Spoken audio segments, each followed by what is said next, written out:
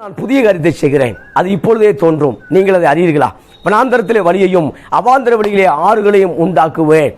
கர்த்தருக்கு பிரியமான அன்பு தேவனுடைய பிள்ளைகளை, இந்த நாளில் கர்த்தர் சொல்லக்கூடிய தீர்க்கதரிசனமான வார்த்தை, புதிய காரியத்தை செய்கிறேன், அது இப்பொழுதே தோன்றும், நீங்கள் அதை அறியீர்களா? வனாந்தரத்திலே வழியையும் அவாந்தர வழியிலே ஆறுகளையும் உண்டாக்குவேன். புதிய காரியத்தை செய்யக்கூடிய கர்த்தர், உங்கள் வாழ்க்கையில புதிய சிருஷ்டிப்பை உண்டாக்கக்கூடிய கர்த்தர் சொல்லுகிறார், இதோ புதிய காரியத்தை செய்கிறேன். உங்கள் குடும்பத்தில் ஒரு புதிய காரியம், உங்கள் தொழிலில் ஒரு புதிய காரியம், உங்கள் வாழ்க்கையில் ஒரு புதிய காரியத்தை செய்யக்கூடியவர் சொல்லுகிறார், இதோ நான் புதிய காரியத்தை செய்கிறேன், அது இப்பொழுதே தோன்றும், நாளைக்கல்ல, அடுத்த மாதம் அல்ல, அடுத்த ஆண்டல்ல, இப்பொழுதே தோன்றும். வனாந்தரத்திலே வழியையும் அவாந்தர வழியிலே ஆறுகளையும் உண்டாக்குவேன். வாழ்க்கை வனாந்தரம் போல இருக்கலாம், வாழ்க்கையில் எதை செய்யணும் எதை செய்யக்கூடாதுங்கிற ஒரு புரிதல் இல்லாமல் நம்ம கடந்து போய் கொண்டிருக்கலாம். ஆனால் ஆண்டவர் சொல்றாரு, வனாந்தரத்திலே வழிகளை உண்டாக்குகிறவர், அவாந்தர வழியிலே ஆறுகளை உண்டாக்கக்கூடியவர். அற்புதம் நடக்க முடியாத சூழ்நிலை, அற்புதம் எனக்கு கிடைக்குமா என்று கேள்விக்குறியோடு இருக்கக்கூடிய சூழ்நிலை, அதில் சொல்லும் பொழுதுதான் அவாந்தர வழியிலே ஆறுகளை உண்டாக்குவேன். இந்த நாளில் புதிய காரியத்துக்காக ஒருவேளை சிந்தித்துக் கொண்டிருக்கலாம். நான் பல ஆண்டுகள் ஜெபித்துக் கொண்டிருக்கிறேன், ஆனால் அந்த புதிய காரியம் நடக்கும் என்று நான் விசுவாசிக்கிறேன், ஆனால் அது தாமதமாக கொண்டிருக்கிறது, எனவே நான் அதுக்கு காத்திருக்கிறேன். இப்பொழுது காத்திருக்கலாமா காத்திருக்க கூடாது என்கிற அந்த இரட்டை சிந்தனைக்குள்ள வந்துட்டேன் அப்படிங்க சொன்னீங்கன்னா, கர்த்தர் சொல்லக்கூடிய வார்த்தை, புதிய காரியத்தை அது இப்பொழுதே செய்யக்கூடியவர், புதிய காரியத்தை செய்கிறார். ஆனால் அதுக்கு ஒரு நிபந்தனை சொல்லுகிறார், அதற்கு ஒரு காரியத்தை சொல்லுகிறார், அதற்கு ஒரு வரைமுறை சொல்லுகிறார், அதற்கு ஒரு கோட்பாடை சொல்லுகிறார். என்னவென்றால், முந்தினவைகளை நினைக்க வேண்டாம், பூர்வமானவைகளை சிந்திக்க வேண்டாம். எஸ்ஏ 43 அதிகாரம் 18-19 வாசிக்கும் பொழுது, முந்தினவைகளை நினைக்க வேண்டாம், பூர்வமானவைகளை சிந்திக்க வேண்டாம். பழைய காலங்களில் ஏற்பட்ட தோல்விகள், பழைய காலங்களில் ஏற்பட்ட விரக்திகள், இப்படி தேவையில்லாத காரியங்களை சிந்திக்கும் பொழுது நாம் அற்புதத்தை இழந்து விடுகிறோம். அவிசுவாசமாய் நடக்கும் பொழுது தேவன் நமக்கு வைத்திருக்கிற அந்த நன்மை இழந்து விடுகிறோம். எனவே ஆண்டவர் சொல்லுகிறார், முந்தினவைகளை நினைக்க வேண்டாம், பூர்வமானவைகளை சிந்திக்க வேண்டாம், இப்பொழுது நான் புதிய காரியத்தை செய்கிறேன். நாம் செய்யக்கூடிய காரியம் என்னவென்றால், முந்தினவைகளை நினைக்கக்கூடாது, பூர்வமானவைகளை சிந்திக்கக்கூடாது. இந்த நாளில் உங்கள் வாழ்க்கையில் எதெல்லாம் அந்த ஸ்தோத்திரம் அகற்றப்பட வேண்டிய காரியங்களை நீங்கள் மனதிலிருந்து அகற்ற வேண்டும் என்று தேவன் விரும்புகிறார். உங்கள் ஆள் மனதிலிருந்து சில அசுத்தங்களையும் சில காரியங்களையும் அகற்றும் பொழுது, தேவையற்ற நினைவுகளை அகற்றும் பொழுது கர்த்தர் புதிய காரியத்தை செய்கிறார். எனவே இந்த நாளில் ஒரு நிபந்தனையோடு ஒரு ஆசீர்வாதத்தை சொல்லுகிறார். நீ நினைக்க வேண்டாம், நான் அற்புதத்தை செய்கிறேன். நீ பூர்வமனைகளை சிந்திக்க வேண்டாம், பழைய கதைகள், பழைய வாழ்வு, கிறிஸ்துவுக்கு முன்னாடி இருந்த பழைய நிகழ்வுகள், பழைய காரியங்கள், தோற்று போன காரியங்கள், ஏதோ ஒரு அந்த அழுத்தி கொண்டிருக்கக்கூடிய நினைவுகளை விடும் பொழுது, அந்த சிந்தனைகளை விடும் பொழுது, தேவையில்லாத காரியத்தை சிந்திக்க மாட்டேன் என்று தீர்மானம் எடுக்கும் பொழுது புதிய காரியத்தை செய்யக்கூடியவராக இருக்கிறார். இந்த நாளில் நாம் விட வேண்டியதை விடும் பொழுது, நாம் செய்ய வேண்டியதை செய்யும் பொழுதுதான் அந்த ஒரு அற்புதம், ஒரு அதிசயத்துக்கு நேராக நாம் என்ன செய்கிறோம், கடந்து வருகிறோம். பக்தர் தாவீதுடைய வாழ்க்கையில பார்க்கும் பொழுது, சங்கீத புத்தகம் 3ஆம் சங்கீதம் 1, 2, 3 வாசிக்கும் பொழுது, சங்கீதம் 3ஆம் சங்கீதத்தை சொல்லும் பொழுது, கர்த்தாவே என் சத்துருக்கள் எவ்வளவாய் பெருகி இருக்கிறார்கள், எனக்கு விரோதமாய் எழும்புகிறவர்கள் அநேகர். தாவீதுடைய சூழ்நிலையை பார்க்கும் பொழுது, சொந்த மகன் அப்சலோம் தகப்பனை போட்டு தள்ளிட்டு இவர் ராஜாவாக வேண்டும் என்று விரும்புகிறத பார்க்கிறோம். எனவே தாவீதுடைய தலைக்கு குறிவைக்கப்பட்டாயிற்று. இப்பொழுது தாவீது என்ன செய்ய வேண்டும், ராஜாவாக இருந்த தாவீது எல்லாவற்றையும் விட்டு மறுபடியும் காட்டுக்கு போகிறார். எப்படி பல ஆண்டுகளுக்கு முன்பாக சவுலுக்கு பயந்து வனாந்தரத்துக்கு போன அதே தாவீதுடைய நிலைமை மறுபடியும் மகனுக்கு பயந்து போகக்கூடிய சூழ்நிலை இருந்தது. ஆனாலும் தேவனாய் கர்த்தர் அந்த சூழ்நிலையை மாற்றினார். என்னுடைய மகன் துரத்தி கொண்டிருக்கிறார், பிரச்சனை துரத்தி கொண்டிருக்கிறது என்று சொல்லி தாவீது அதவே சொல்லிக் கொண்டிருக்கவில்லை. மாறாக விசுவாசமாய் பேசும் பொழுது, நம்பிக்கையாய் பேசும் பொழுது கர்த்தர் ஒரு வழியை திறக்கிறதை செய்கிறோம், பார்க்கிறோம். கர்த்தாவின் சத்துருக்கள் எவ்வளவாய் பெருகி இருக்கிறார்கள், எனக்கு விரோதமாய் எழும்புகிறவர்கள் அநேகராக இருக்கிறார்கள். சோ மெனி அகைன்ஸ்ட் பார்ட்டி, நிறைய பேர் எழும்பிட்டு இருக்கான். தேவனிடத்தில் அவனுக்கு ரட்சிப்பு இல்லை என்று என் ஆத்துமாவை குறித்து சொல்லுகிறவர்கள் அநேகராக இருக்கிறார்கள்.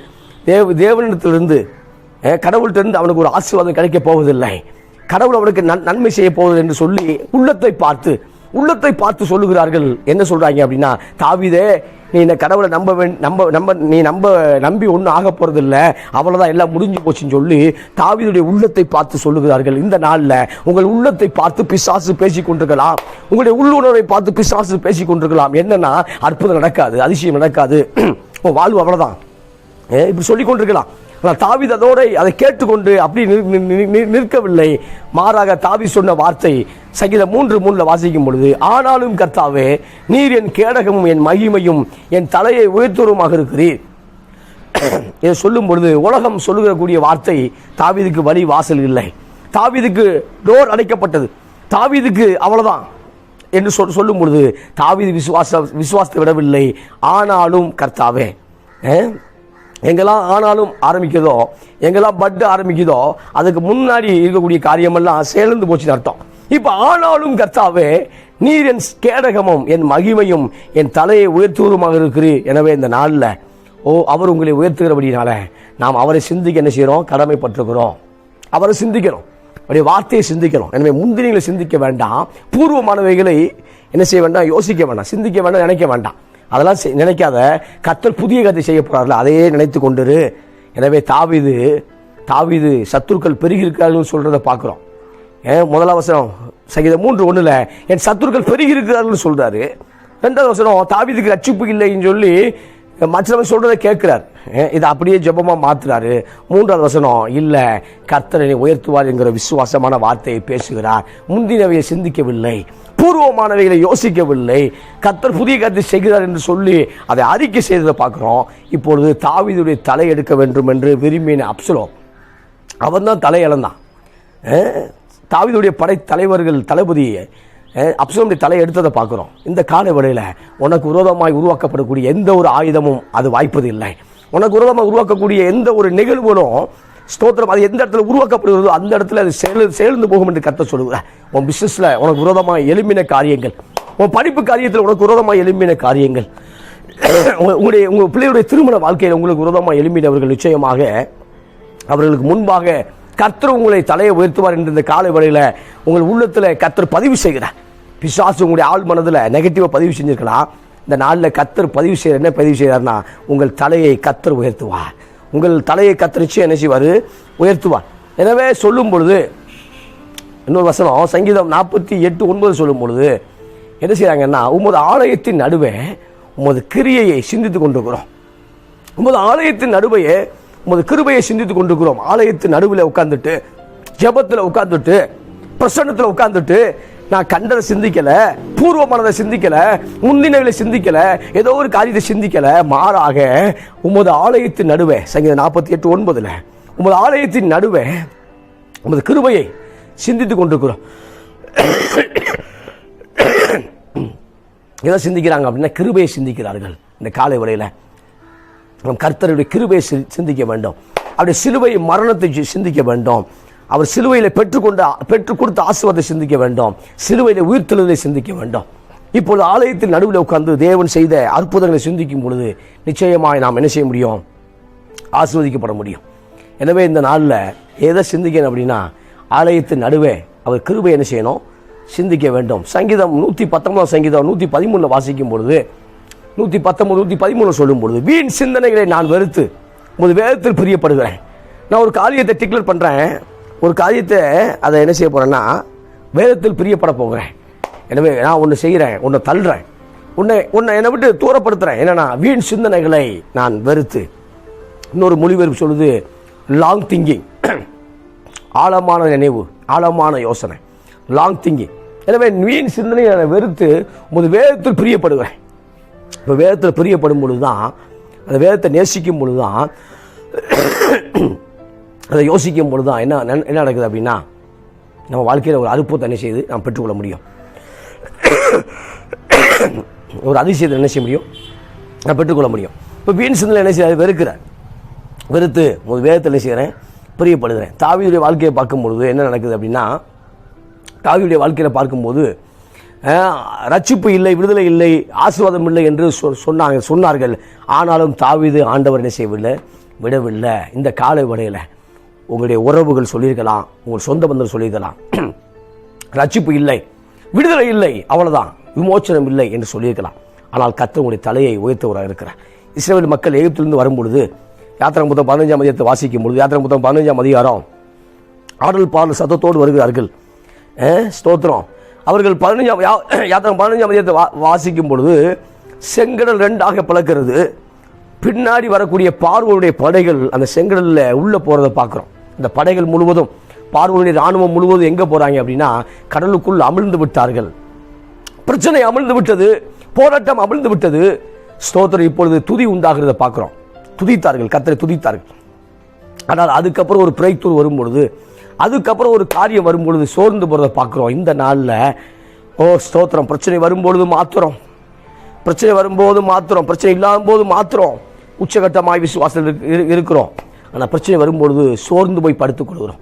சூறைச்செடியை தேடி போய் படுத்துக்கொண்ட எலியாவை போல பிரச்சனை வரும்பொழுது தன்னை மறைத்துக் கொள்கிறோம். இந்த காலை வேளையில் அன்பு சகோதரனே, அன்பு சகோதரியே, கர்த்தர் சொல்லக்கூடிய வார்த்தை என்னவென்றால், நீ வாழ்க்கையில் சில நேரம் மாறா வரும், சில நேரம் ஏழியும் வரும். எல்லாத்துக்கும் உன்னை ஆயத்தப்படுத்திக் கொள்ள வேண்டும். எல்லாத்துக்கும் உன்னை என்ன செய்ய வேண்டும்? உன்னை கர்த்தருக்குள்ள உன்னை தைரியப்படுத்திக் கொள்ள வேண்டும். தாவீது வாழ்க்கையில் பார்க்கும் பொழுது அநேக சோர்வு வரும் பொழுது தாவீது செய்யக்கூடிய வார்த்தைன்னா, உள்ளான மனுஷனை பார்த்தே தாவீது பேசுவார். உள்ளான ஆத்துமாவை பார்த்து, இந்த உள்ள உணர்வை பார்த்து பேசி பேசி தாவீது தன்னையே திடப்படுத்துறதை பார்க்குறோம். தாவீதை யாருமே என்கரேஜ் பண்ணவே இல்லை. இந்த நாளில் என்னை என்கரேஜ் பண்ண நான் உயர்ந்திருப்பேன். என்னை பிரதர் என்னை என்கரேஜ் பண்ண என் சபை போதகர், சபை பாஸ்டர், என் ஊழியக்காரன் அல்லது மூப்பர்கள் யாரோ ஒரு ஆள் என்னை என்கரேஜ் பண்ண நான் வளர்ந்துருப்பேனே. ஒருவேளை நீங்கள் சிந்தித்து கொண்டிருக்கலாம், உங்களை கர்த்தர் தான் என்கரேஜ் பண்ணுறாரு. கர்த்தருடைய ஆவியை உங்களை ஒவ்வொரு நாளும் உங்களை என்கரேஜ் பண்ணிட்டே இருக்க. அவர் சத்தத்தை கேட்கும் பொழுது நிச்சயமாய் புரிந்து கொள்ள முடியும். அவர் உங்களை வழிநடத்தி கொண்டே தான் இருக்கிறார். அது மட்டுமல்ல என்ன சொல்றார் அப்படின்னா, நான் உனக்கு போதித்து, அவர் தான் நம்ம போதிக்கிறார், அவர் கற்றுக் கொடுக்கிறார். எனவே சோர்ந்து போனார்கள். 15ஆம் அதிகாரத்தை வாசிக்கும் பொழுது முந்தின காரியத்தை, அற்புதத்தை மறந்து விட்டார்கள். யோசிக்க வேண்டிய திருவார்த்தையை மறந்து விட்டார்கள். மறந்துவிட்டு யாத்திரை 15ஆம் அதிகாரம் 23 வாசிக்கும் பொழுது, அவர்கள் மாராவில வந்தபோது மாராவின் தண்ணீர் கசப்பாக இருந்ததினால் அதை குடிக்க அவர்களுக்கு கூடாது இருந்தது. அதனால் அவ்விடத்துக்கு மாறா என்று பெயரிடப்பட்டது. மாராவுக்கு வந்தார்கள். 15ஆம் அதிகாரத்தில் வாசிக்கும் பொழுது முடியும் பொழுது செழிப்போட முடியுது, ஆசீர்வாதத்தோட முடியுது. தொடங்கும் பொழுது பாடலோட துதியோடு தொடங்குது. நடுவில் வரும்போது கொஞ்சம் பிரேக் ஆகிறத பார்க்குறோம். இந்த காலை வேளையில் வாழ்க்கை தொடக்கத்தில் கிறிஸ்துவை ஏற்றுக்கொள்ளும் பொழுது ஒரு ஃபயர் இருந்திருக்கிறான்.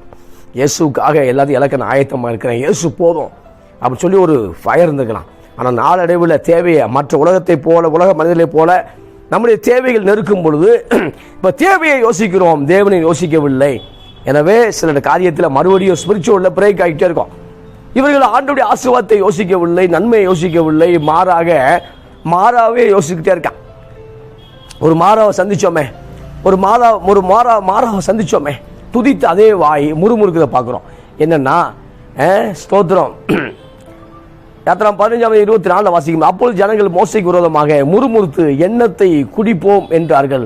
மோசே கர்த்தரை நோக்கி கூப்பிட்டார். அப்போது கர்த்தர் ஸ்தோத்திரம் மோசைக்கு ஒரு மரத்தை காண்பித்தார். அந்த மரத்தை வெட்டி தண்ணீரில் போட்ட உடனே அந்த மரத்தின் அந்த சுவை அந்த தண்ணீரோடு கலக்கும் பொழுது அது மதுரமாக மாறிச்சு பார்க்குறோம். அது மதுரமாய் மாறிவிட்டது. இந்த காலை வேளையில் மரத்தை வெட்டி அந்த தண்ணீரில் போடும்பொழுது, கசப்பான தண்ணீரில் போடும் பொழுது மதுரமாய் மாறினது போல நம்முடைய வாழ்க்கையில சிலுவை மரம், சிலுவையில் ஒரு தொங்கினாரே அந்த நன்மையை நாம் நினைக்கும் பொழுது, அதுக்கு மூலமாய் ஒரு ஆசீர்வாதத்தை கர்த்தர் வைத்துக்காரு நம்ம யோசிக்கும் பொழுது நிச்சயமாகவே நம்முடைய வாழ்க்கை மாறும். மாறா நிரந்தரம் அல்ல. அல்லேலூயா. மாறா நிரந்தரம் அல்ல. இன்னைக்கு உங்களுடைய காதுகளில் பிசாசு போய் சொல்லி கொண்டிருக்கிறான், மாறா நிரந்தரம் என்று சொல்லி கொண்டிருக்கிறான்.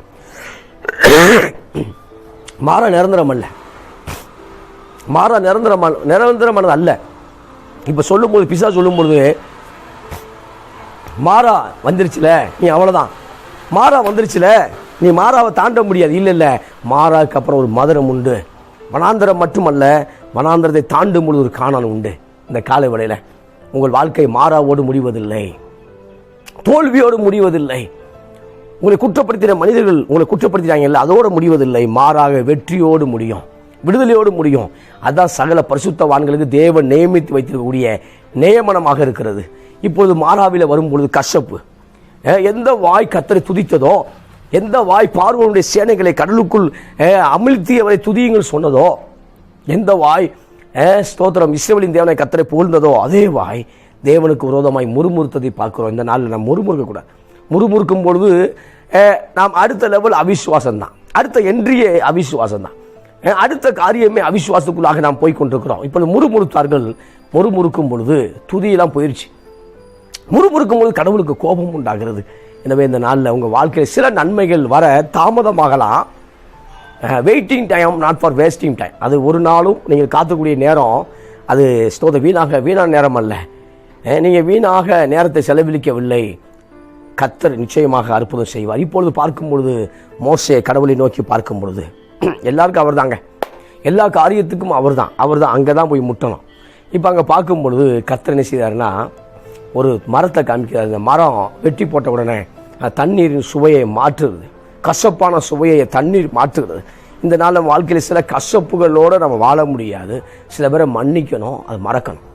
சில பேரை நம்ம யோசிக்கும் போது நமக்கு விரோதமாக செய்த காரியங்கள் நம்மளை போட்டு அழுத்திக்கிட்டே இருக்கும். அதை மன்னிக்கணும், மறக்கணும், அதை விட்டணும். ஆமென். இப்போ அவங்க அதுக்கப்புறம் தான் முடியும் போது பின்பு அவர்கள் ஏலிமுக்கு வந்தார்கள். அங்கே 12 நீரூற்றுகளும் 70 பேரிச்ச மரங்களும் இருந்தது. அங்கே தண்ணீர் அருகே பாளையம் இறங்கினார்கள். முடியும் போது பாளையம் இறங்கினதோடு முடியுது வசனம். அதிகாரம் முடியும் பொழுது அவர் ஏலிமுக்கு இது என்ன வனாந்தரத்தின் ஒரு சோலை. நம்ம ஏற்கனவே பார்த்தோம். வனாந்தரத்தின் ஒரு சோலை. அந்த சோலையில் அவங்க பாளையம் இறங்குறாங்க. பாளையம் அதை சுற்றிலும் டென்ட் அடிக்கிறத பார்க்குறோம். தண்ணீர் உள்ள இடத்துல பாளையம் இறங்கினார்கள். அங்கே சாப்பிடக்கூடிய 12 பேரிச்ச மரங்களை கர்த்தர் கொடுத்திருந்தார். அந்த ஏலிமுக்கு வந்தார்கள். இந்த காலை வேளையில வாழ்க்கை மாறாவோடு முடிவதில்லை. மகனே, மகளே, சகோதரனே, சகோதரியே, கர்த்தர் தீர்க்கதரிசனமாய் உன்னோடு உரையாடி கொண்டிருக்கிறார், பேசுகிறார். மாறாவோடு முடிவதில்லை. ஏலிமுக்கு நீ வந்துதான் ஆக வேண்டும். ஏலிமுக்கு அவர் உன்னை கொண்டு வந்துடுவார். ஏலிம்னா சகல ஆசீர்வாதத்தை குறிக்கிறது. உலக வனாந்தரத்திற்குள் இருக்கிறது. ஆனால் கர்த்தருடைய பிள்ளைகள் ஏலிமுக்குள் இருக்கிறார்கள். உலகம் தண்ணீர் பற்றாக்குறையில் இருக்கிறது, ஆசீர்வாத பற்றாக்குறைகள் இருக்கிறது. ஆனால் தேவனாய் கர்த்தர் எங்கே கொண்டு வரார்? உன்னை என்னையும் ஏலிமுக்கு கொண்டு வருகிறார். எனவே நாம் செய்ய வேண்டிய காரியம் என்னவென்றால் முந்தினவைகளை நினைக்கக்கூடாது, பூர்வமானவைகளை சிந்திக்கக்கூடாது. தோற்று போன அனுபவத்தையே மறுபடியும் தியானிக்கும் போது அதை ஒன்றுமே செய்ய முடியாது. கவலையை மறுபடியும் யோசிக்கும் போது மன அழுத்தத்துக்குள்ளாக, மன குழப்பத்துக்குள்ளாக போகிறோம். எனவே சிந்திக்க வேண்டியது புதிய காரியத்தை கர்த்தர் செய்வார். சிந்திக்க வேண்டியது நிச்சயமாக வெற்றி எனக்கு உண்டாகும். சிந்திக்க வேண்டியது நிச்சயமாக சகல ஆசீர்வாதத்தினால் தேவன் என்னை ஆசீர்வதிப்பார். அதை யோசிக்கும் பொழுது நிச்சயமாக என்ன செய்ய முடியும்? நாம் வெற்றிக்கு நேராக கடந்து செல்ல முடியும். இன்னொரு வசனத்தை வாசிக்க விரும்புகிறேன். அப்போஸ்தலர் பவுல் சொல்லும் பொழுது 2 கொரிந்தியர் புத்தகம் 2ஆம் அதிகாரம் 2 கொரிந்தியர் புத்தகம் 1ஆம் அதிகாரம் 8 வாசிக்கும் பொழுது 2 கொரிந்தியர் புத்தகம் 1ஆம் அதிகாரம் 8 வாசிக்கும் பொழுது, ஆகையால் சகோதரரே, ஆசியாவிலே எங்களுக்கு நேரிட்ட உபத்திரவத்தை நீங்கள் அறியாதிருக்க எங்களுக்கு மனதில்லை. என்னவெனில் பிழைப்போம் என்கிற நம்பிக்கை அற்றுப்போகத்தக்கதாக எங்கள் பலத்திற்கு மிஞ்சின அதிக பாரமான வருத்தம் எங்களுக்கு உண்டாயிற்று. பவுல் சொல்லும் பொழுது அதிகமான பாரம், அதிகமான மன அழுத்தம், தப்பி பிழைப்போம் என்கிற கூடிய ஒரு நிலைமை இல்லை என்று சொல்றதை பார்க்கிறோம். அவர் சொல்லும் பொழுது ஆசியாவிலே நேரிட்ட உபத்திரவத்தை நீங்கள் அறியாதிருக்க எங்களுக்கு மனதில்லை. நீங்கள் கண்டிப்பாக தெரிஞ்சுக்கணும், ஆசியாவிலே மிகப்பெரிய போராட்டத்தோடு நாங்கள் தப்பி பிழைத்தோம் என்று ஒரு காரியத்தை ஒரு ஆர்டிக்கலை எழுதுற கொரிந்து சபைக்கு எழுதுற கொரிந்து சபைக்கு எழுதும் போது சொல்ற. இன்னைக்கு கொரிந்து சபையெல்லாம் இருக்கு. இன்னைக்கு எபேசு சபை எல்லா சபையும் என்ன செய்தி இருக்கு. இப்போ கொரிந்து சபைக்கு எழுதும் பொழுது ஆசியாவிலே ஐரோப்பாவை கலக்கினோம், ஐரோப்பாவிலே ஆண்டோடைய காரியத்தை பிரம்மாண்டமாக செய்தோம். ஆனால் ஆசியாவிலே செய்யும் பொழுது சில பிரச்சனை சந்தித்தோம், சில போராட்டங்களை சந்தித்தோம் என்று சொல்வதை பார்க்குறோம். இந்த நாளில் நம்ம வாழ்க்கையில் சில காரியத்தை ஈஸியாக செஞ்சுருப்போம். சின்ன ஜோம் பண்ணியிருப்போம், அது ஈஸியாகவே மூவ் ஆகிருக்கும். கொஞ்சம் ஜோம் பண்ணியிருப்போம், அதை சீக்கிரமாக செய்து முடித்திருப்போம். ஆனால் சில காரியத்துக்காக நம்ம என்ன செய்யணும், பயங்கரமாக ஜோம் பண்ணிட்டே இருக்கிறோம். அதுக்கப்புறம் தான் அதை உடைக்க முடியும். ஸ்தோத்திரம். அதெல்லாம் ஏன்னா அதை ரொம்ப அறிந்து கொள்ள முடியாது. சில பிசாசுகளை போனால் போயிடும், துரத்தி விட்டுலாம். சில பிசாசுகள் மல்லு கட்டி கொண்டே இருக்கும். சில காரியத்திற்கு, சில ஜெபத்திற்கு பாசிங் போட தேவையில்லை, ஜெபிக்கும் போதே அது கிடைச்சிடும். சிலத்துக்கு காத்திருக்க வேண்டும், பாசிங் போட வேண்டும். சில காரியங்களில் சில நம்ம மாற வேண்டிய காரியத்தை மாறும்போது சில காரியத்துக்கு அற்புதம் என்ன செய்யும், நடக்கும். இப்போ ஐரோப்பாவில் ஸ்தோத்திரம் கடினம் இல்லாமல் நுழைந்து விட்டது சுவிசேஷம். ஆசியாவிலே கடினமாக நுழையக்கூடியதை பார்க்குறோம். இப்போது ஆசியாவிலே பவுல் பயங்கரமாக பாதிக்கப்படுகிறார், சோதிக்கப்படுகிறார். ஆனாலும் கர்த்தருடைய ஆவியானவர் பவுலோடு இருந்து பவுலை வழி நடத்தினார். இந்த நாளில் உங்கள் குடும்பத்தில் நீங்கள் சோதிக்கப்பட்டிருக்கலாம், அல்லது உங்கள் கம்பெனியில் உங்களை வச்சு செஞ்சுக்கிட்டே இருக்கலாம், நீங்கள் வேலை பார்க்கக்கூடிய ஆஃபீஸில் உங்களை வச்சு செஞ்சுக்கிட்டே இருக்கலாம். ஆனாலும் உங்கள் தலை நிச்சயமாக உயர்த்தப்படும். நீங்கள் உயர்ந்த இடத்துக்கு என்ன செய்வீங்க? வருவீர்கள். பரிசுத்தவான்களை கர்த்தர் உயர்த்துவார். நீங்களும் நானும் பரிசுத்தவான்களாக என்ன செய்கிறோம்? இருக்கிறோம். அதில் வாசிக்கும் பொழுது 2 கொரிந்தியர் 1:9 வாசிக்கும் பொழுது, நாங்கள் எங்கள் மேல் நம்பிக்கையாக இராமல் மரித்தோரை எழுப்புகிற தேவன் மேல் நம்பிக்கையாக இருக்கத்தக்கதாக மரணம் வரும் என்று நாங்கள் எங்களுக்குள்ளே நிச்சயித்திருந்தோம். இதில் சொல்லும் பொழுது நாங்கள் எங்கள் மேல் நம்பிக்கையாக இருக்கவில்லை, மரித்தோரை உயிர்த்தெழ பண்ணினாரே அவர் மேல் நம்பிக்கை வைத்திருந்தோம். ஆனாலும் மரணம் வரும் என்று நிச்சயித்திருந்தோம். மரணத்தை ஜெயித்த இயேசு மேல் நம்பிக்கையாக இருந்தோம். இயேசுவை உயிரோட எழுப்பின ஆவியானவர் மேல் நம்பிக்கையாக இருந்தோம். ஆனால் ஏதோ ஒன்று எங்களுக்குள்ள ஒன்று வாட்டிக்கிட்டே இருக்கு. என்னன்னா, டெத்து கன்ஃபார்ம் நினைக்கிறேன். அதுக்குள்ளே எங்களுக்கு நடந்துக்கிட்டே இருக்கு. ஜெபிக்கிறேன், விசுவாசம் பீரிட்டு வருகிறது. ஆனாலும் ஏதோ அந்த ஹார்ட் ஓரத்தில், சிந்தனையில் ஓரத்தில் ஏதோ ஒன்று ஒரு பிளாங்காக இருக்குது, ஏதோ ஒன்று டேஸ்டாக இருக்குது. அதே மாதிரி தான் நாங்கள் ஜெபித்தோம், காத்திருந்தோம். ஆனாலும் மரணம் வரும் அதிலே கன்ஃபார்மில் இருக்கும். ஆனால் கர்த்தர் மரணத்தை நேரிடவில்லை. அல்லேலூயா. இந்த ஆஸ்பத்திரிக்கு உள்ளே வந்துட்டேன், ஆஸ்பத்திரிக்கோடையே என் வாழ்க்கை முடிஞ்சிடும் நினைக்கிறேன். இந்த பெட்டில் படுத்திருக்கேன், வியாதியோடு படுத்திருக்கிறேன், நான் வியாதியிலே மரித்து போயிடுவேனோன்னு ஒரு பயம். இல்லை, நீ வியாதியிலே மரிப்பதில்லை. கர்த்தர் பூரண ஆயுஷ் வரை உங்களை என்ன செய்வார்? நடத்துவார். வியாதியின் படுக்கையை இந்த நாளில் மாற்றுகிறார். பிசாசின் தொந்தரவிலிருந்து அநேகரை விடுவிக்கிறார். பில்லிசூனிய ஆவியிலிருந்து அது உங்கள் எல்லையை விட்டது நீங்கி போகிறது. கர்த்தருடைய ஆவியாக இந்த நாளில் உங்கள் மேலே அசைவாடுகிறார். இப்போ பவுல் சொல்லும் பொழுது, அப்படிப்பட்ட மரணத்தினின்றும் அவர் எங்களை தப்புவித்தார், இப்பொழுதும் தப்புவிக்கிறார், இன்னும் தப்புவிப்பார் என்று அவரையே நம்பி இருக்கிறோம். அப்போனா பொல்லாத மரணம், பொல்லாத பிசாசின் கிரியை, இப்போ ஆசியாவில் பயங்கரமான பாதிப்பு. அப்படிப்பட்ட மரணத்தினின்றும் அவர் எங்களை தப்புவித்தார், இப்பொழுதும் தப்புவிக்கிறார், இன்னும் தப்புவிப்பார் என்று அவரே நம்பி இருக்கிறோம். கடந்த கால அற்புதம் செய்தார், நிகழ்காலத்தில் அற்புதம் செய்தார். எதிர்காலத்தை குறித்து நான் பயத்தோடு வாழ வேண்டிய அவசியம் இல்லை. எதிர்காலத்திலும் ஒரு பிரம்மாண்டமான ஒரு பிரேக் த்ரூ வச்சிருக்கிறார். எதிர்காலத்திலும் ஒரு பெரிய டேர்னிங் பாயிண்ட் வச்சிருக்காரு, பெரிய அற்புதத்தை வச்சிருக்கிறார். எதிர்காலத்திலும் தேவன் எங்களை பிரம்மாண்டமாய் நடத்துவார் என்கிறதை விசுவாசிக்கிறார்கள். எனவே கர்த்தர் ஆசியாவிலும், இந்த மிடில் ஏசியாங்கிறான்ல, அதற்குள்ளாகவும் திருவசனத்தை உள்ளே போகும்படி செய்தார். ஆமென். எனவே இந்த நாளில் ஸ்தோத்திரம். உங்கள் வாழ்க்கையில் ஐயோ அவ்வளோதான் அப்படின்ட்டு நினச்சிங்க அப்படின்னா, இல்லை, கர்த்தர் ஒரு பெரிய காரியத்தை செய்ய அவர் போதுமானவராக இருக்கிறார். கர்த்தர் பெரிய காரியம் செய்ய அவர் போதுமானவராக இருக்கிறார். பவுல் பலவீனத்தில் சொல்லும் பொழுது, ஆண்டவரே பலவீனங்கள் சொல்லி பெருசாக பேசிகிட்டே இருந்தார். ஆனால் தேவன் சொல்லக்கூடிய வார்த்தை என்னென்னா, என் பலவீனத்தில் என் பலனும் என்ன செய்யும்? பூரணமாய் விளங்கும். அதை வாசி 2 கொரிந்தியர் புத்தகம் 12ஆம் அதிகாரத்தில் 2 கொரிந்தியர் புத்தகம் 12ஆம் அதிகாரம் 8ஆவது வசனத்தை வாசிக்கும் பொழுது, அது என்னை விட்டு நீங்கும்படிக்கு நான் 3 தினம் கர்த்தரிடத்தில் வேண்டிக் கொண்டேன், அதற்கு அவர் என் கிருபை உனக்கு போதும், பலவீனத்தில் என் பலன் பூரணமாய் விளங்கும் என்றார். ஆகையால் கிறிஸ்துவின் வல்லமை என் மேல் தங்கும்படி என் பலவீனங்களை குறித்து நான் மிகவும் சந்தோஷமாய் மேன்மை பாராட்டுவேன். அது சொல்லும் பொழுது ஒரு காரியத்துக்காக 3 முறை ஜெபித்தார். 3 காரியத்துக்காக ஒரு முறை ஜெபிக்கல, ஒரு காரியத்துக்காக 3 முறை ஜெபித்தார். என்ன அப்படின்னா, ஒரு முள்ளு குத்திக்கிட்டே இருக்கு, ஏதோ ஒரு பலவீனம் பவுலுக்கு. அப்போஸ்தலர் 9ஆம் அதிகாரத்தில் கர்த்தரை நேரடியாக பார்க்கிறார். அந்த பிரசன்னத்தினால, அந்த பிரகாசத்தினால ஒருவேளை பவுலுடைய கண்களில் அந்த ஆட்டோமேட்டிக்காக தண்ணீர் வந்து கொண்டிருக்கிறது என்று சொல்கிறார்கள்.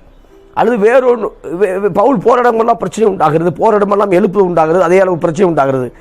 இப்போது அந்த காரியத்தை சொல்கிறார்கள் சில பேர். இப்போ எது எப்படி போனாலும் ஏதோ ஒரு பலகீனம். ஆனால் கர்த்தர் சொல்றாரு, இந்த பலவீனம் என்னை விட்டு நீங்கட்டும் ஆண்டவரே என்று செபிக்கும் பொழுது கர்த்தர் சொல்றாரு, இந்த பலவீனம் நீங்கும் சொல்லலை, நீங்க கூடாதுன்னு சொல்லலை.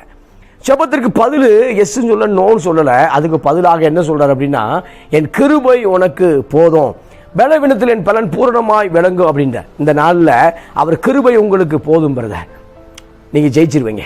அவர் கிருபை உங்களுக்கு போதும் அன்பு சகோதரியே, நீங்க மேலே வந்துருவீங்க. உங்களை யாரும் நீண்ட நாள் உங்களை தோல்விக்குள்ளாக ஒருவனும் வைத்திருக்க முடியாது. மறுபடியுமாய் யோசேப்பை உயர்த்தினது போல, ஆமாம், சிறைச்சாலையை உடைச்சிட்டு யோசேப்பு மேலே வந்ததை பார்க்குறோம். சிறைச்சாலையை உடைச்சிட்டு வெளியே வரும்போதே அவன் சாதாரண ஆளாக வந்து உட்காரலை. அவன் சிறைச்சாலையிலேருந்து வெளியே வரும்பொழுதே மன்னர் போஸ்ட் கீழே வந்து உட்காரதை பார்க்குறோம். இந்த நாளில் பல ஆண்டுகள் வெயிட் பண்ணிகிட்டே இருக்கீங்க, பல பிரச்சனை காத்து கொண்டே இருக்கிறீங்க.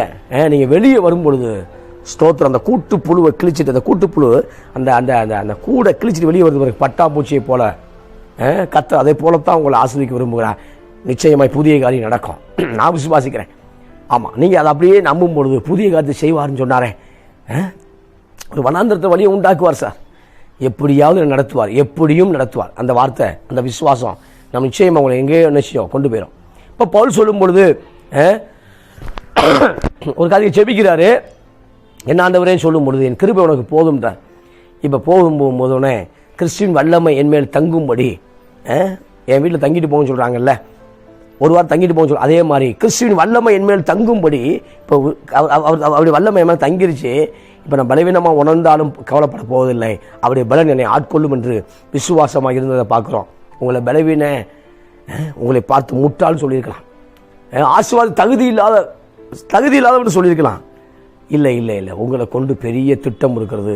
கர்த்தர் பெரிய காரியத்தை செய்வார். எனவே சொல்லும் பொழுது, பவுல் சொல்லும் பொழுது என் கிருபை உனக்கு போதும்.